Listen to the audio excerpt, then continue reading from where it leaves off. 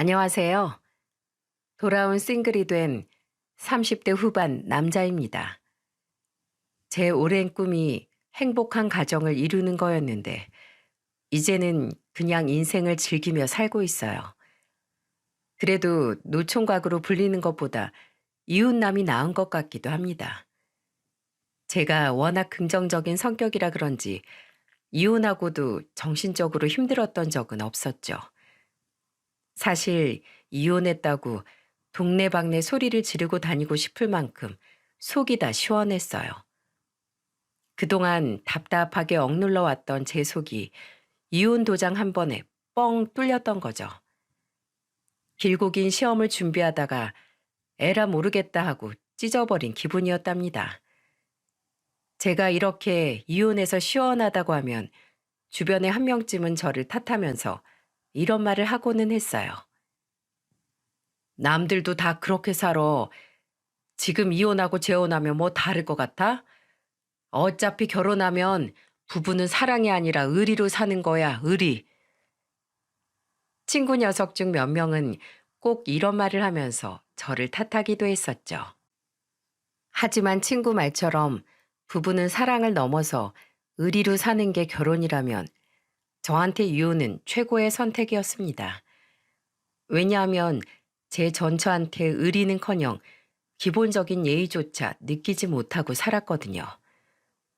사람이 학벌 좋고 배운 거 많다고 해서 인성까지 좋은 건 아니었습니다. 저도 찢어지게 가난한 집안에서 오로지 공부만 파서 명문대를 졸업했지만 가보면 참 별의별 사람이 다 있더라고요. 그때 든 생각이 사람이 사회로 나오기 전에 가정에서 보고 배운 게 참 중요하다는 사실이었죠. 옛말에 밥상머리 교육이 중요하다는 말도 있지 않습니까? 비록 저는 찢어지게 가난한 집에서 태어났지만 부모님께 옳고 그름은 제대로 배우고 컸다고 자부할 수 있습니다. 항상 부지런한 아버지는 죽어라 일하셨지만 세상을 떠나는 그 순간에도 가난을 벗어나지는 못하셨어요. 하지만 아무것도 없는 집에 사랑을 심어주고 가셨죠. 저희 가족한테는 조금 특별한 비밀이 있었거든요.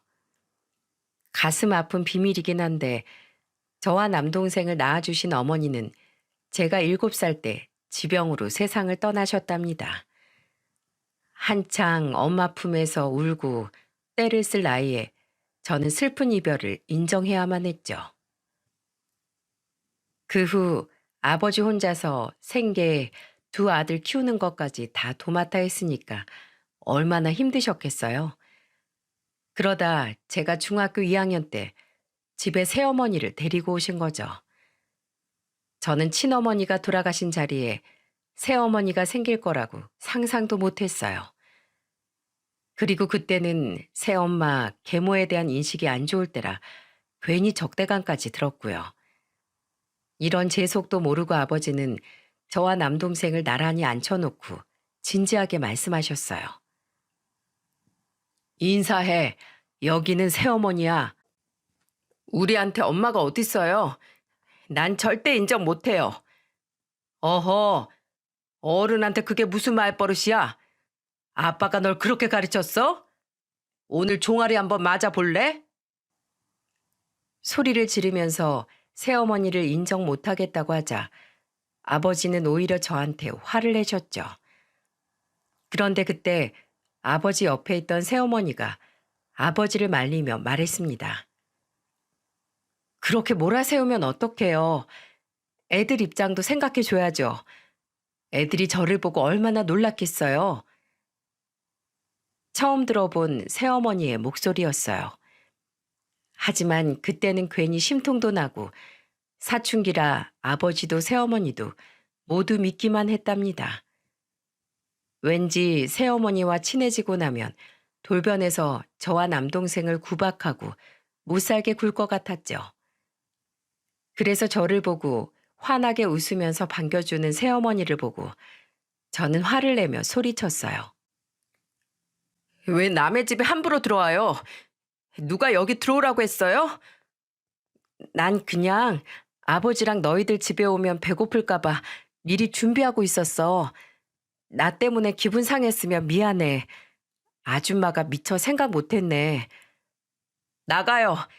당장 우리 집에서 나가시라고요.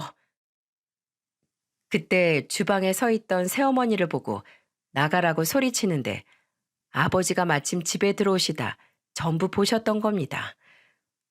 아버지는 얼굴이 시뻘겋게 달아오를 만큼 악을 쓰며 소리 지르던 저를 보고 거실에 있던 효자손을 들고 금방이라도 저를 때릴 듯이 소리치셨어요. 석진이 너, 내 집에서 당장 나가. 너처럼 버릇없는 자식 필요 없어. 내가 나갈게요. 아버지 혼자 저 아줌마랑 오래 사세요. 한창 사춘기를 겪던 저는 아버지가 고함을 치면 저도 같이 화를 냈죠. 화가 난 저는 무작정 집을 뛰쳐나와 버렸습니다. 밖을 나와 무작정 걷기 시작했는데 어느덧 해가 져버렸어요. 돈도 없고 배도 고프고 딱 거지꼴이었죠. 그런데 그때 뒤에서 누군가 제 이름을 애타게 부르는 소리가 들렸습니다. 놀라서 제가 뒤를 돌아보니 이마에 땀이 송글송글 맺힌 채 뛰어오는 새어머니가 보였어요. 새어머니가 제 가까이 올수록 눈에 들어오는 새어머니 모습은 저를 놀라게 했습니다. 집을 뛰쳐나오는 저를 따라 무작정 나오셨던 건지 신발도 짝짝이었고 초겨울 날씨에 겉옷도 안 걸친 채 뛰어오셨죠. 제가 멈춰서자 제 앞에서 숨을 고르면서 새어머니는 기쁜 목소리로 말하셨어요. 드디어 찾았네. 석진아, 너 보기보다 다리가 길어서 걸음이 정말 빠르구나. 아줌마는 뛰어야지만 겨우 따라잡겠다. 지금 저 따라오신 거예요? 왜요? 왜긴 석진이가 집을 나갔으니까 당연히 찾아야지. 왜? 아줌마 그냥 갈까? 나 그렇게 싫으니? 우리 집 돈 없어요. 그런데 왜 같이 살려고 그래요?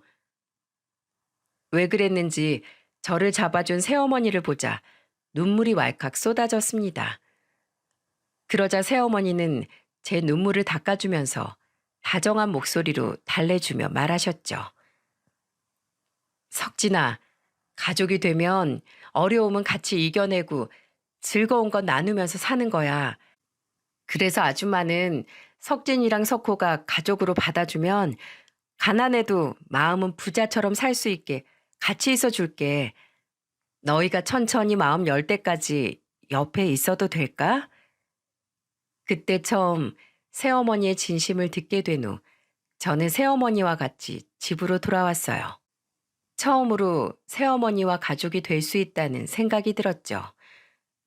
엄마라고 부르지는 못했지만 새어머니는 저희를 재촉하거나 다그치지 않으셨어요.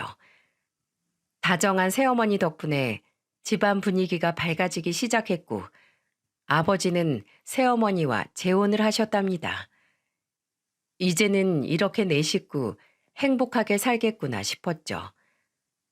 그런데 아버지가 재혼 후 2년 만에 갑작스런 교통사고로 세상을 떠나셨어요.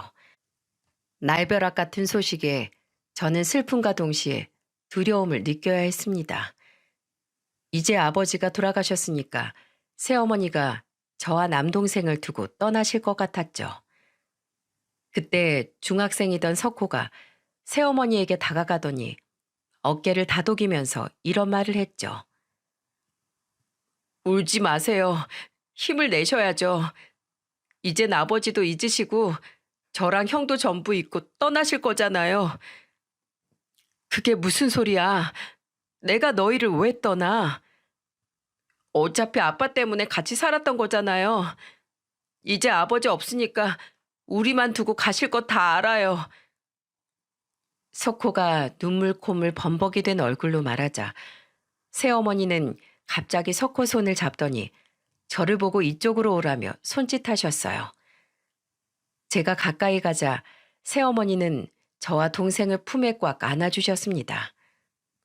그러더니 오열하는 목소리로 저희를 부둥켜 안고 말씀하셨죠.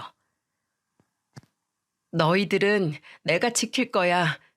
난 평생 너희들 키울 거야. 난 한 번도 너희가 내 자식 아니라고 생각해 본 적 없었어. 내가 내 새끼들 두고 어딜 가. 그러니까 이 엄마 믿고 같이 잘 살아보자. 아버지도 그러시길 바라실 거야. 울지 마. 너희가 울면 나도 가슴이 아파. 그때 저와 석호는 새어머니를 같이 끌어안고 어머니라고 부르며 울었습니다. 그렇게 장례식이 끝나고 어머니와 저 석호는 셋이 살게 됐어요. 처음에는 좀 어색했지만 지내다 보니까 어머니 소리가 자연스럽게 나왔죠. 어머니는 홀로 저와 석호를 키우기 위해 시장에서 나물과 야채를 팔러 다니셨습니다. 항상 새벽 5시에 시장으로 출근해서 밤이 늦어야 돌아오셨어요. 한밤중에 어머니가 오지 않으면 저와 석호는 정류장으로 어머니를 마중 나갔죠. 그러면 다 팔지 못한 야채 바구니를 들고 오는 어머니가 버스에서 내리면서 저희를 보고 한박 웃음을 지으셨습니다. 어머니가 제 손을 잡고 웃으시는데 거칠한 손이 제 마음을 아프게 했죠. 그때 저는 어머니를 위해서라도 꼭 성공해야겠다고 다짐했어요. 그 후 친구도 안 사귀고 오로지 공부를 위해 태어난 사람처럼 공부만 했답니다. 제가 친구도 멀리하고 공부만 했던 결정적 사건은 또 있었죠. 바로 어머니가 시장에서 돌아오시다 교통사고를 당하신 거예요. 큰 사고는 아니었지만 한동안 다리를 움직이면 안 된다는 진단을 받게 된 겁니다. 그런데 이 와중에도 어머니는 울면서 저희한테 이런 말을 하셨죠. 내가 다쳐서 어떡하니? 일도 해야 하고 너희 밥도 챙겨줘야 하는데 내가 이렇게 팔자 좋게 병원에 있어서 어떡해? 엄마, 우리 다 컸어요. 그러니까 제발 엄마 몸부터 챙기세요. 그 와중에도 아파서 우는 게 아니라 저희를 걱정하면서 우는 어머니를 보면서 가슴이 미어졌습니다. 그래서 꼭 제가 어머니를 행복하게 해드리겠다고 다짐을 했었어요.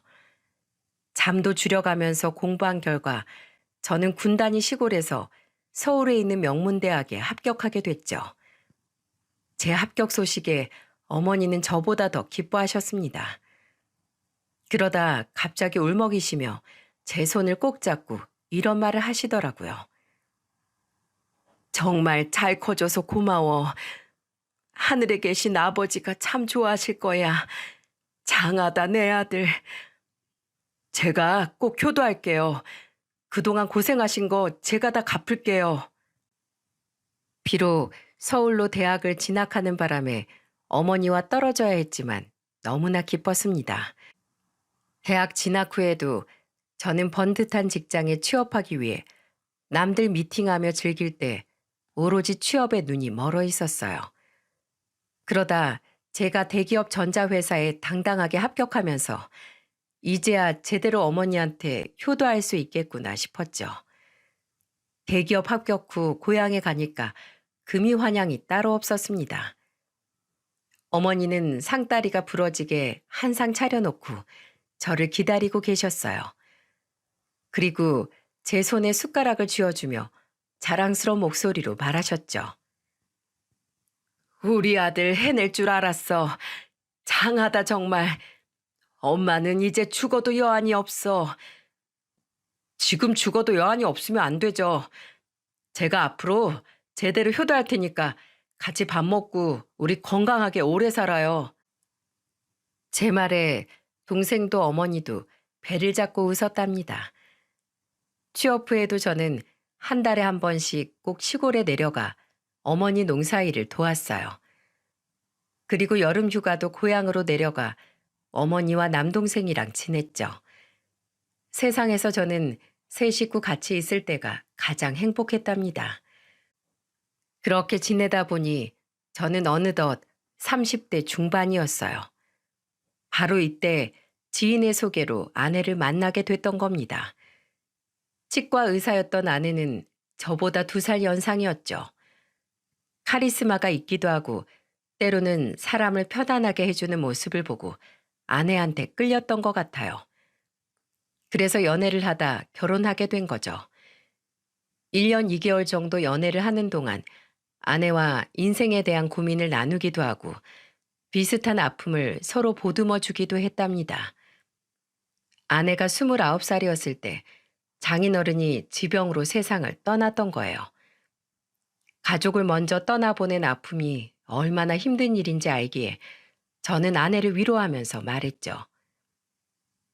원래 사람이 든 자린 몰라도 난 자리 난다고 하잖아. 그래서 난 결혼하면 꼭 건강 챙기면서 살 거야.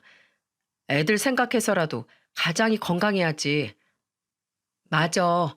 부모가 건강해야 애들도 건강하게 잘 크는 것 같아. 결혼하면 아이는 몇 명이나 낳고 싶어? 워낙 애들 키우기 힘드니까 여자들은 한 명만 원한다고 하잖아. 나는 2명. 내가 자매로 커서 그런지 외동은 좀 외로울 것 같아.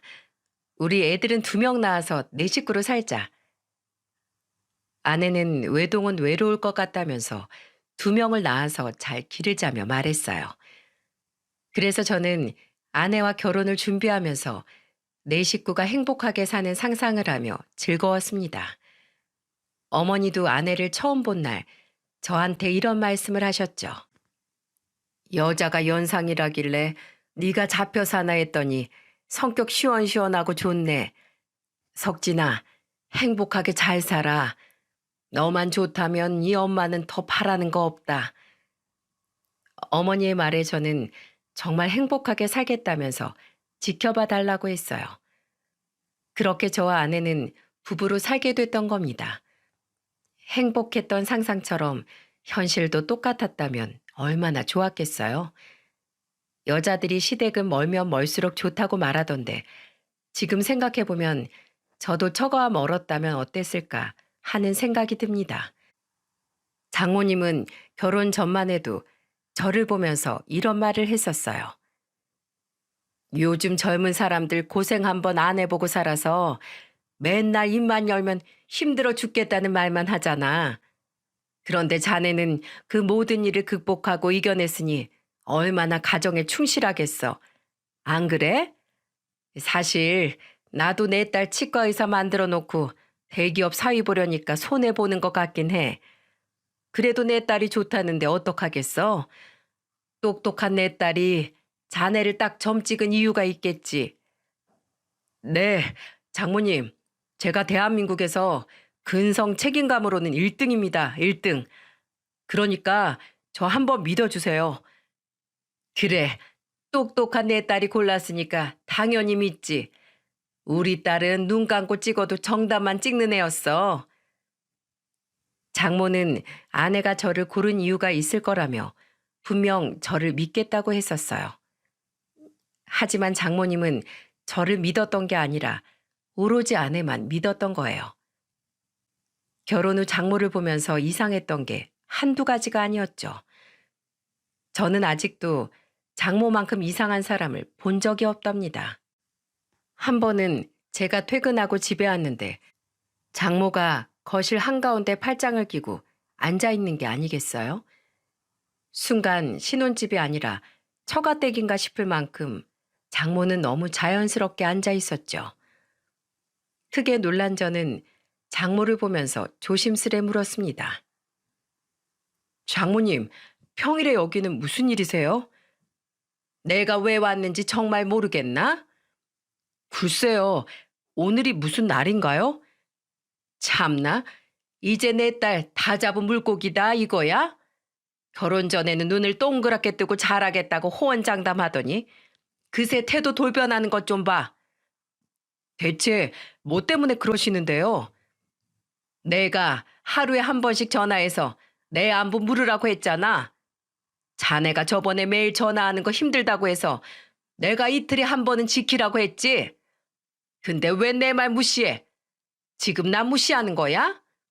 나 혼자 사는데 화장실에서 잘못 미끄러져서 머리라도 다치면 어쩔 거야? 장모는 저한테 매일 안부 전화를 하라고 요구했어요. 처음에는 장모가 눈물을 글썽이면서 혼자 지내다 쓰러지기라도 하면 어떡하냐고 한탄을 하길래 몇 달 정도 전화를 하긴 했었죠. 그런데 제가 노는 사람도 아니고 회사에서 바쁠 수도 있는 거 아닙니까? 새로 맡게 된 프로젝트로 정신이 없어서 한 5일 정도 전화를 못 했더니 그것 때문에 집까지 쫓아왔던 겁니다. 저는 장모한테 솔직하게 제 사정을 말했어요. 장모님, 제가 요새 회사에서 새로운 프로젝트를 시작해서 너무 바빠요. 장난쳐? 내가 이래서 직장인 같은 거 만나지 말라고 반대했던 거야. 내가 말했었지? 우리 딸이랑 선보겠다고 사짜 직업 가진 남자들 줄을 섰었어. 걔네들 다 제치고 자네가 우리 집안 사위 됐으면 나한테 잘해야 될 거 아니야? 장모는 입만 열면 사짜 직업 가진 남자들이 아내랑 선보겠다고 줄을 섰다는 말을 했었죠. 진짜 미치고 팔짝 뛸 노릇이었어요. 그런데 그때 누군가 저희 집 초인종을 누르는 겁니다. 밖을 확인해 보니 처제가 서 있었죠. 처제는 회사 근처에 집을 얻어서 혼자 살고 있었어요. 그때 장모가 하도 신혼집까지 쫓아와 저를 괴롭히니까 종종 장모와 저녁을 먹으러 왔었습니다. 그날도 장모와 약속을 하고 왔는데 집에 없으니까 바로 저희 집으로 달려왔던 거죠. 처제는 장모를 보고 다그치듯 말했습니다. 엄마, 여긴 또 왜 왔어? 내가 어째 불안해서 엄마 보러 온 건데 잘 왔네. 왜 이렇게 형부를 못 잡아먹어서 안달이야. 딸들도 엄마한테 매일같이 전화를 못 하는데 왜 엄한 남의 집 아들을 잡아? 내 사위한테 내가 그 정도 대우도 못 받아? 치과 의사 마누라를 뒀으면 저같이 말뚝에 대고 절이라도 올려야지. 누가 들으면 대통령 딸 시집 보낸 줄 알겠어. 그만하고 나랑 얼른 나가자. 형부도 쉬어야지. 이게 대체 몇 번째야? 신혼을 즐길 틈도 없이 장모 등살에 지쳐가는 저를 생각해 주는 건 처제뿐이었어요. 무슨 불만만 생기면 참새가 방앗간 들리듯이 저희 집에 오는 바람에 처제는 장모가 갑자기 어디 갔나 싶으면 이쪽으로 왔었죠. 처음 장모가 신혼집에 쳐들어왔던 날, 처제는 장모를 잡으러 왔다가 제게 이런 말을 했었습니다. 형부, 원래 우리 엄마 성격이 좀 특이해요. 아버지 돌아가시고 언니한테 많이 의지했거든요. 워낙 언니가 똑똑하기도 했고 엄마가 똑똑한 언니 제대로 한번 밀어주겠다고 치맛바람 날리고 다니셔서 보상 심리도 좀 있는 것 같아요. 그래도 제가 잘 막아줄 테니까 엄만 너무 신경 쓰지 마세요. 처제는 늘 제 편을 들어주면서 저를 위로했습니다. 그래서 그날도 처제가 장모를 데리고 나가준 덕분에 겨우 한숨 돌릴 수 있었죠. 하필 그날 병원에서 회식이 있던 아내는 조금 취한 채 들어왔어요. 그리고는 천하태평한 목소리로 저를 보며 이런 말을 하더라고요. 우리 엄마 왔다 갔다며? 둘이 얘긴 잘했어? 당신이 장모님한테 말 좀 해봐. 나 요즘 회사 엄청 바쁜 거 몰라? 요즘에 우리 엄마한테 문자도 하나 보낼 정신도 없는데 언제까지 회사에서 시간 쪼개가면서 장모님한테 전화하고 살아? 그럼 애초에 시작을 말았어야지. 애매하게 시작했다고 못하겠다고 하니까 우리 엄마가 저렇게 화난 거잖아. 솔직히 당신도 우리 엄마한테 전화 한 통 안 하잖아. 근데 난 왜 해야 되는데? 우리 엄마도 시골에 혼자 살고 계셔. 그럼 나도 노력할 테니까 당신도 좀 해. 됐지? 피곤해 죽겠네, 진짜로. 아내는 제 말에 서로 각자 챙기자면서 귀찮은 듯 말했어요. 결혼하고 1년도 안 된 부부의 대화라고 믿겨지십니까? 장모만 아니어도 싸울 일이 없을 것 같은데 꼭 그렇게 저희 부부 일에 참견을 하고 나서는 겁니다. 한 번은 아내가 오밤중에 심각한 통화를 하고 있길래 병원에서 걸려온 전화인가 했어요. 그런데 아내 목소리가 점점 커지더니 대화 소리가 들렸죠. 그런데 아내가 전화기에 대고 불평 섞인 목소리로 이런 말을 하는 겁니다. 엄마 말이 맞아. 가만히 생각해 보니까 사람이 결혼하고 달라졌어. 이제 결혼했다고 긴장 풀린 거야. 결혼 전에는 간이고 쓸개고 빼줄 것처럼 그러더니 결혼하고 나니까 자기 엄마한테도 전화하라는 거 있지? 더 말할 가치도 없어서 알겠다고 했지 뭐. 전화했는지 안 했는지 자기가 어떻게 알겠어? 시골에 있는 양반이 서울까지 쫓아올 거야 뭐야. 엄마라고 하는 걸 들어보니까 통화 상대는 장모였어요. 그때 아내가 전화기를 스피커폰으로 바꾸더니 옆에 있던 물을 마시고 있었죠. 그리고 이어서 들려온 장모의 말은 너무 충격적이었어요. 장모는 아내한테 호들갑을 떨면서 이런 말을 하더군요. 어딜 의사 선생님한테 시골에 전화하라고 명령질이야? 너 절대 하지 마. 그런 전화하기 시작하면 너 나중에는 시댁에 일이 있을 때마다 불려간다. 애초에 난 아무것도 못한다. 이런 자세로 나가란 말이야. 내가 너 시댁 눈치 보라고 키워놓은 줄 알아? 절대 굽혀서 지고 들어가지 마. 그리고 내일부터 네 남편 나한테 꼭 전화하라고 아주 들들 볶아. 진절머리 나게 볶아. 신혼 초에 남편 잘 길들여 놔야 네가 편하게 사는 거야. 말하는 것만 들어보면 장모가 거의 코치나 다름없었죠. 세상에 전화 한 통에 지고 말고가 어디 있습니까? 그리고 그동안 장모가 전화에 집착했던 이유가 저를 길들이기 위해서였단 걸 알게 됐어요. 그 순간 저는 방문을 열고 들어가 아내 전화기를 뺏어 들었습니다. 그러자 갑자기 들어온 저를 보고 놀란 아내는 눈이 휘둥그레져서 저를 쳐다만 봤죠. 저는 스피커폰인 전화기를 들고 장모한테 이렇게 말했습니다. 사위가 아니라 애완견 들이셨어요? 길들이긴 뭘 길들인다고 그러세요? 이런 식으로 부부 사이에 끼어들면 저희가 어떻게 살아요? 뭐야? 전화를 왜 자네가 받아? 앞으로 이런 식으로 끼어들지 말아달라는 말하려고 전화 받았어요. 저희끼리 맞춰가게 그냥 두세요 좀.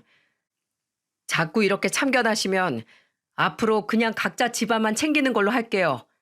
서로 더러운 걸 보느니 그게 좋겠네요. 그게 말이 되냐고? 내가 치과의사 딸 시집 보내고 사위덕 보는지 주변에서 얼마나 기대하는 눈치인데. 사위덕 보고 싶으시면 장모님부터 제대로 하셔야죠. 제가 그동안 못했던 것도 아닌데 정말 너무하신 거 아니에요? 이번 일은 내가 사과함세. 그러니까 각자 챙기겠다 뭐다 그거 취소해.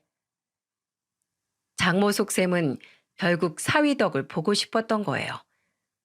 그동안 개차반 같은 사위도 아니었는데 도무지 이해가 안 갔죠.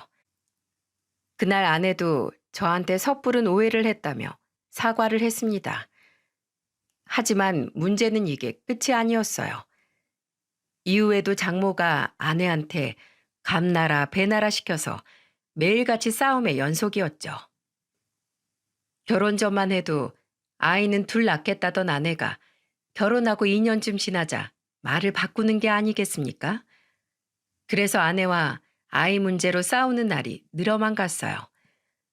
그러다 한 번은 시골에 계신 어머니가 아내 생일이라 축하한다며 전화하셨다가 아내가 요새 속이 좀 안 좋다고 말하자 혹시 임신한 거 아니냐며 물으셨던 것 같았습니다. 그런데 아내는 버럭 화를 내면서 소리치기 시작했죠. 임신이라뇨? 제가 애 낳는 기계도 아니고 그게 무슨 말씀이세요? 저는 애 낳을 생각 없으니까 둘째 며느리한테나 물어보세요. 저 같은 고급 인력이 애 낳 키우면서 살면 인재 낭비거든요. 질문 참 교양 없네요. 저는 옆에 있다가 갑자기 정색하는 아내를 보고 황당했어요. 결혼한 여자한테 충분히 물어볼 수 있는 질문 아닙니까? 저희 어머니가 매일같이 전화해서 임신했냐고 물어본 것도 아니고 저렇게까지 화내는 아내를 이해할 수 없었어요. 그래서 저는 전화를 뺏어서 어머니께 사과하고 끊어버렸죠. 그리고 아내를 보고 화를 내며 말했어요. 말을 꼭 그렇게 해야겠어? 그냥 좋게 아니라고 하면 될 일인데 왜 죽자 하고 달려들어? 나 애 안 낳을 거야. 치과 의사 되려고 개고생했는데 나보고 애 분유나 타고 살라고? 난 뭐 쉽게 의사 된 줄 알아? 그런 말을 결혼 전에 했어야지. 이제 와서 오리발 내밀면 어쩌자는 거야? 그리고 지금 당장 우리 어머니한테 전화해서 정중하게 사과드려. 이제 보니까 개천에서 난 용이 아니라 개천에서 나온 효자였네. 나는 내가 잘못했다고 생각하는 일에만 사과하는 사람이거든? 그러니까 나 사과 못해. 아내는 끝까지 자기는 맞는 말만 했다면서 잘못 없다고 하는 거예요. 장모의 임신 문제까지 아내와의 결혼 생활은 걸림돌 투성이었습니다. 게다가 결혼 초반에는 아버지 기일에도 같이 내려갔었는데 이제는 핑계만 대고 안 가려는 거죠. 그래서 저도 처가를 없는 집 취급하기 시작했어요. 제가 처음부터 그랬겠습니까? 임신 문제로 저희 어머니한테 하는 거 보고 오만정이 다 떨어져서 막 나가기 시작했습니다. 그런데 이런 상황도 모르고 장모가 저한테 전화해서 이런 부탁을 하더라고요. 자네 오늘 쉬는 날이지? 우리 집에 와서 화장실 전구 좀 갈아줘. 제가 왜요? 장모님이 쓰는 곳인데 알아서 하세요. 자네 무슨 약 먹었나? 아니 미친 거 아니야? 정구도 잘난 치과의사 따님이 잘 갈 거예요. 그러니까 큰딸한테 전화하세요. 전구 갈아달라고. 우리 딸이 그런 일을 어떻게 해? 빨리 안 와? 저는 어머니 모시고 병원 가야 하니까 끊을게요. 전구 그거 심부름센터 부르던지 하세요. 아마 친어머니라서 전구 직접 갈아줄 거예요. 사이가 친아들도 아닌데 처가일에 나서는 건 오바잖아요? 저는 계속 소리만 질러대는 장모 전화를 확 끊었습니다. 제가 장모한테 이렇게까지 했던 이유가 있었죠. 당시 어머니가 암 수술을 받으시고 계속 항암 치료를 받고 계셨어요.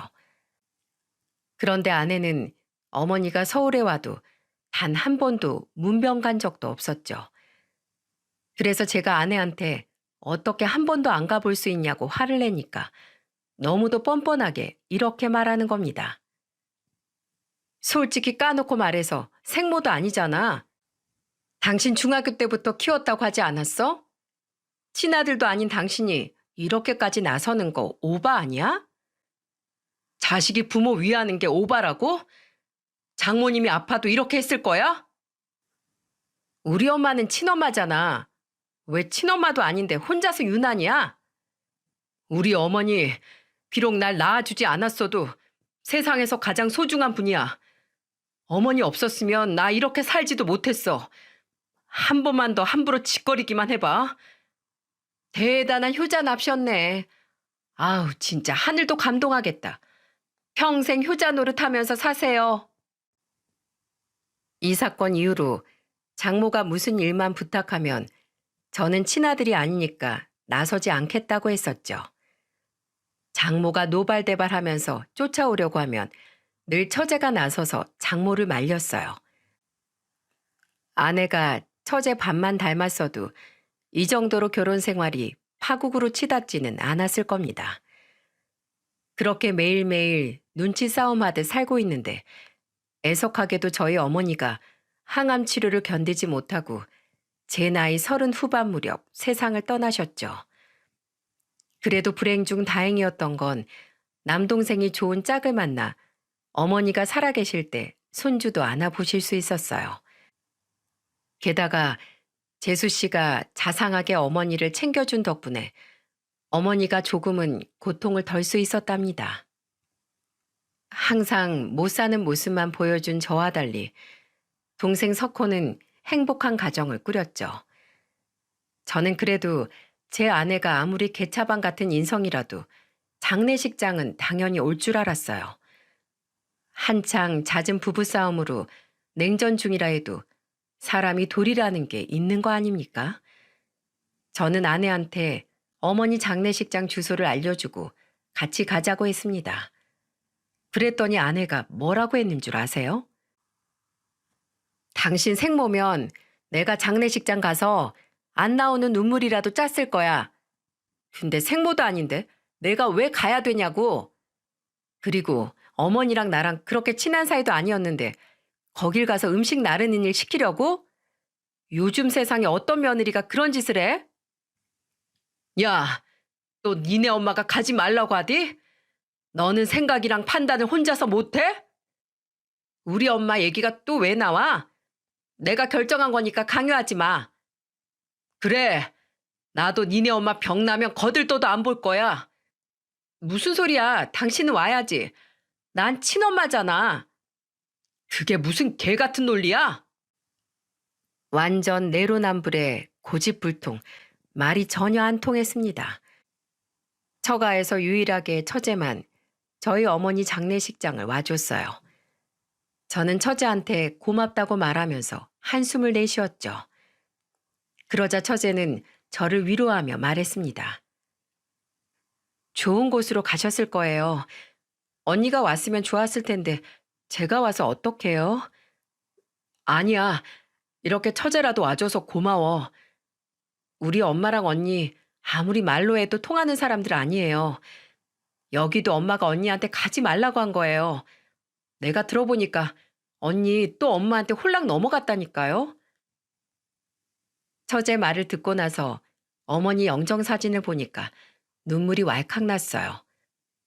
그리고 열심히 조문객들을 맞이하고 쉴 틈 없이 음식을 나르는 재수 씨를 보는데 아내랑 비교가 됐습니다. 그리고 진짜 이건 아니다 싶었죠.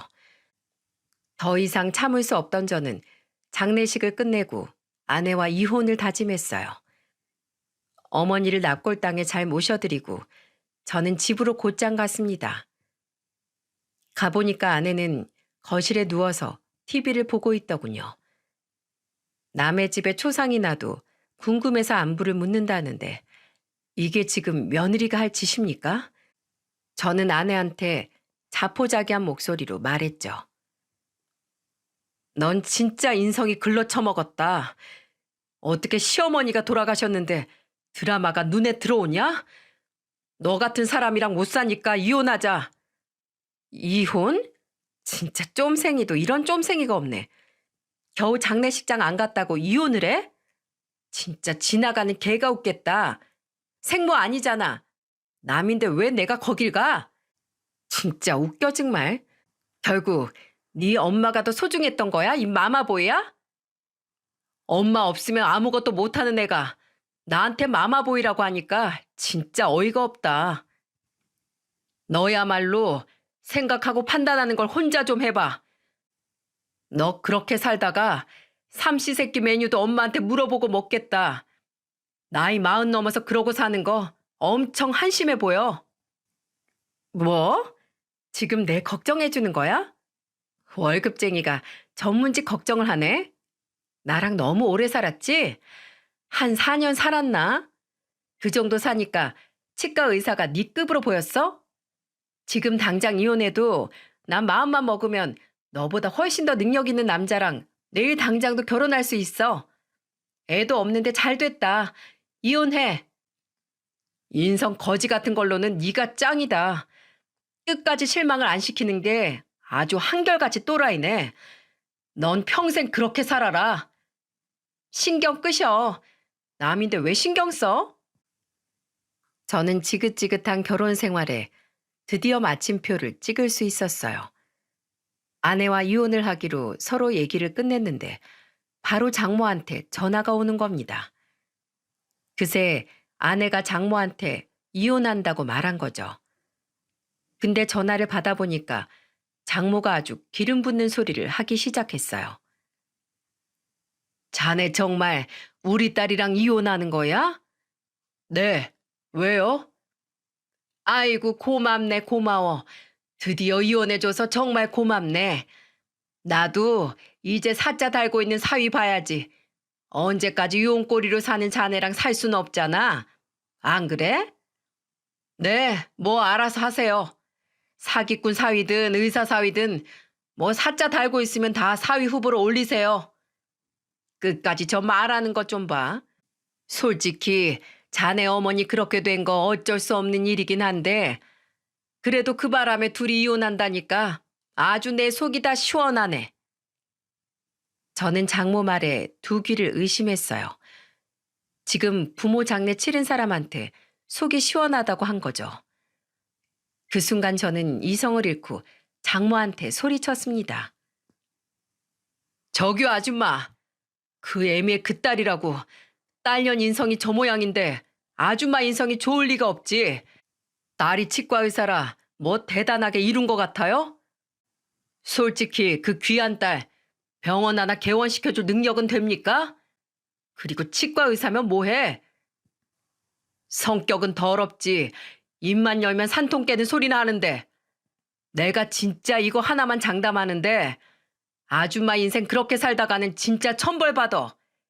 지금 이혼하는 게 당신 딸이 단순히 장례식 안 와서 이혼하는 것 같아? 다 아줌마 때문에 이혼하는 거잖아. 진짜 인생 그따위로 살지 마쇼. 뭐? 아줌마? 지금 막 가자는 거야? 인연이라고 부르려다가 내가 그래도 당신보다는 인성이 좀 나은 사람이니까 참는 줄이나 알아. 욕 한 바가지 하고 아줌마랑 똑같은 인간 되기 싫어서 욕 안 하는 거야. 진짜 목구멍까지 차오른 쌍욕을 저는 겨우 눌러 담았어요. 나쁜 놈한테 한 방 먹이자고 똑같이 악역을 자처할 순 없지 않겠습니까? 끝까지 두 모녀의 더러운 인성 밑바닥을 보고 저는 이혼 도장을 찍었답니다. 알턴이를 뽑은 것처럼 속이 다 시원했어요. 석호가 저한테 힘내라고 하길래 저는 만세를 부르며 외쳤습니다. 나 이혼해서 너무 좋아. 이혼이 이렇게 좋은 거였어. 나 드디어 이혼했다. 저는 한동안 잠도 푹 자고 즐거운 일상을 만끽했어요. 그동안 말도 안 되는 고집 부리는 정신 나간 모녀 때문에 미칠 뻔했었죠. 이혼이 이렇게 좋은 건 줄 알았으면 진작에 할 걸 그랬습니다. 등산도 하고 운동도 다니면서 건강한 패턴을 만들어 갔어요. 그리고 몇 달 뒤 남동생이 예쁜 조카를 낳아서 조카 보는 재미에 살았답니다. 저는 고생한 재수 씨한테 선물을 주며 말했어요. 조카 너무 예뻐요. 우리 집에 재수 씨가 있어서 얼마나 다행인지 몰라요. 아주버님, 요즘에 안색 좋아 보여서 다행이네요. 앞으로 조카 보러 자주 오세요. 재수 씨는 저한테 편하게 조카를 보러 오라면서 말했죠. 그렇게 저는 일도 하고 조카도 보다 보니 어느덧 3년이라는 시간이 흘러 있었어요. 역시 만병의 원인은 스트레스라고 이혼하고 나니까 밥도 잘 넘어갔습니다. 그런데 이혼하고 3년쯤 지났을 때 전처한테 뜬금없이 전화가 온 거예요. 이혼하고 한 1년까지는 처제와 한 두어 번 정도 안부를 묻곤 했는데 전처한테 연락이 온 건 처음이었죠. 그리고 전처는 이혼하고 1년 뒤 의사랑 재혼을 했다고 들었는데 왜 전화를 했나 싶었습니다. 이게 무슨 일인가 싶어서 전화를 받아보니까 전처는 울면서 제게 말했어요. 여보, 잘 지내? 지랄을 해라. 누가 여보야? 이혼한 지 3년이 지났구만. 술 마셨으면 발 닦고 잠이나 자. 미안해. 근데 내가 정말 부탁이 있어서 그래. 잠깐 이쪽으로 와주면 안 될까? 미쳤어? 내가 왜 가? 그리고 재혼했다며? 처제는 나 이혼하고 나서 대신 사과까지 하더라. 제발 동생 반만 닮아봐라. 스스로를 돌아보고 주변에 사과할 사람 없나 좀 살피고 살아. 제가 큰 소리를 치며 다그치자 전처는 울기 시작했어요. 왜 남의 집 여자 우는 소리를 들어야 하나 싶어서 저는 단호하게 말했죠. 야, 울 거면 니네 엄마한테 가서 울어. 너 그거 잘하잖아. 우리 엄마 돌아가셨어. 순간 전처 엄마가 돌아가셨다는 말에 할 말을 잃었습니다. 아무리 미운 감정이 있었어도 한때 가족이었는데 놀라긴 했어요. 그래서 한 3초간 멍했다 정신을 차리고 다시 말했죠. 그래서 나보고 어쩌라고? 너랑 같이 울자고? 그 잘난 사짜 사위한테 상주 서달라고 해. 나 그 사람이랑 이혼했어. 또 이혼을 해? 너 무슨 도장 깨기 하냐? 의사 다음에는 변호사 만나서 살다가 이혼할 거냐? 이것 봐. 문제는 너한테 있었다니까? 내가 다 잘못했어. 그러니까 제발 여기 좀 와줘. 장례식장에 아무도 없어서 너무 무서워. 아무도 없어서 무섭다는 아내 말에 어이가 없었어요. 어떤 생각으로 살면 저한테 와달라고 전화를 할 수 있는 겁니까? 진짜 기가 막혀서 한마디 했습니다. 이제야 부모 소중함을 알겠어? 나한테는 친엄마도 아닌데 뭐하러 가냐며? 나 지금 너무 후회하고 있어. 내가 다 잘못했어. 그때는 내가 너무 오만하고 바보 같았어. 지금 후회하면 뭐 하는데? 이미 네가 내뱉은 말은 주워 담을 수가 없어. 너는 주둥이로 인생 망칠 년이야. 됐다. 내가 더 말한다고 네가 알아듣겠냐? 뒤늦게 후회하고 사과해도 소용없으니까 끊어. 2번 다시 나한테 연락하지 마. 쌍욕 듣기 싫으면 내 번 얼른 지워라. 다시는 너하고 엮이기 싫으니까. 여보, 제발 끊지 마. 사람 쉽게 안 변한다는 말이 딱이에요. 아주 끝까지 내로남불이었죠. 세상에 저런 여자가 정말 있나 믿기지가 않으시죠? 사람 잠깐 보면 아무도 모릅니다. 인간에게는 다양한 면이 있고 같이 살아봐야 알게 되는 것들이 있더라고요. 직접 살아보고 실체를 알았는데 제가 또 저런 여자와 엮이고 싶겠습니까? 정말 지금 생각해도 어떻게 저렇게 뻔뻔하게 전화해서 와달라는 소리를 했는지 이해가 안 갑니다. 이혼하고 저한테 사과를 한 사람도 처제뿐이었죠. 전처가 처제 반만 닮았어도 더러운 꼴은 안 봤을 거예요. 이제는 전처도 완전히 연락이 끊겼고 더 이상 제 인생을 좀먹는 인간들은 한 명도 없답니다. 온전한 제 인생에 집중하면서 잘 살고 있어요. 조카도 제법 많이 커서 이제는 어머니 납골당에 같이 가기도 하죠. 얼마 전에는 할머니라는 말을 처음으로 하는데 성공했답니다. 하늘에 계신 어머니가 들으셨으면 좋겠어요. 아직은 할리라는 어눌한 발음이지만 하늘에 계신 어머니가 좋아하실 얼굴 눈에 선합니다. 제게 처음으로 가족이라는 보금자리를 알려준 어머니, 다음 생에도 꼭 어머니와 아들로 만났으면 좋겠어요. 이번 생에 못다한 효도 꼭 다 갚고 싶은 마음이죠. 끝으로 사연을 마치면서 어머니 사랑한다고 전하고 싶습니다. 모두 들어주셔서 정말 감사합니다.